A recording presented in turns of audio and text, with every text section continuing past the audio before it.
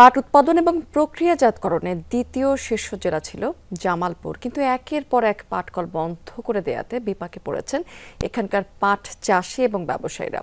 বদল হয়েছে চাষাবাদ আর ব্যবসার ধরনও। সাগর ফরাজি ধারাবাহিক প্রতিবেদনের শেষ পর্বটি আজ। যমুনা ইলেকট্রনিক্সের সুপার এক্সচেঞ্জ অফারে একের ভিতর ৩ পুরনো বদলে নতুন নিন যমুনা ইলেকট্রনিক্স। ২০১৫ সালে এই জমিতে পাটের আবাদ করতেন জামালপুরের মেলান্দহ উপজেলার কৃষক হুমায়ুন কবির। সরিষাবাড়ির ৬টি বেসরকারি জুট মিল বন্ধ হয়ে যাওয়ার পর থেকে তিনিও আর পাট চাষ করেন না। ২০১৫তে আমি পাটের চাষ করছি, তারপরে ওইবারই আমার পাট বেচতেই খুব সমস্যা হয়েছে। প্রায় ২০ মণ পাটের মতন ছিল আমার, আমি বেচতে পারতেছি না। লাস্টে খুবই কম দামে লাস্ট আমার বিক্রি করতে হয়েছে। হওয়ার পরে আমি পাট করা বন্ধ করে দিছি। পাটের বাজার মূল্য কম, তারপর বিক্রি করতে গিয়ে ভোগান্তির শিকার হতে হয় হুমায়ুনের মতো হাজারো কৃষককে। বাধ্য হয়ে অন্য ফসলে ঝুঁকছেন তারা।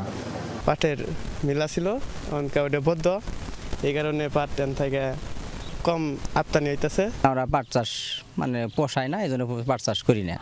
অথচ মিলগুলো চালু থাকতে কৃষকদের কাছ থেকে সরাসরি পাট কেনা হতো, তৈরি হতো বস্তা, ব্যাগ আর মোটা সুতা। কারখানাগুলো বন্ধ হয়ে যাওয়ায় বিপাকে পাট ব্যবসায়ীরা। বদল করেছেন ব্যবসার ধরন।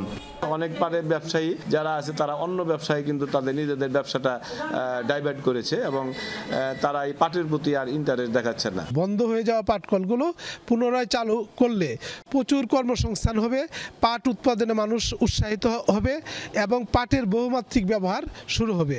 জেলা পাট উন্নয়ন দপ্তরের হিসেবে 10 বছরে উৎপাদন নেমেছে অর্ধেকে, অথচ এই জেলা উৎপাদনের দিক থেকে একসময় দ্বিতীয় অবস্থানে ছিল। সরকার আবার চেষ্টা করতেছে যদি এগুলিও বাস্তবায়ন করা যায় কিনা বা আবার চালু করলে ভালো হবে কিনা, চালু করার জন্য উদ্যোগ নিতেছে। কৃষি সম্প্রসারণ অধিদপ্তরের কর্মকর্তাগণ পাট চাষিদেরকে উৎসাহ প্রদান করে যাচ্ছে তারা যেন পাটের আবাদ বৃদ্ধি করে এই পাটজাত পণ্যের শিল্পটিকে বাঁচিয়ে রাখে। ২০১৫ সালে ৪৬,০০০ হেক্টর জমিতে পাটের আবাদ হতো, আর কৃষক ছিল লক্ষাধিক।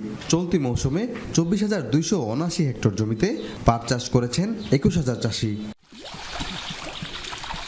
জেলার পাটকলগুলো সহ ক্রয়কেন্দ্রগুলো বন্ধ হয়ে যাওয়ায় পাট চাষে আগ্রহ হারিয়েছে কৃষকরা।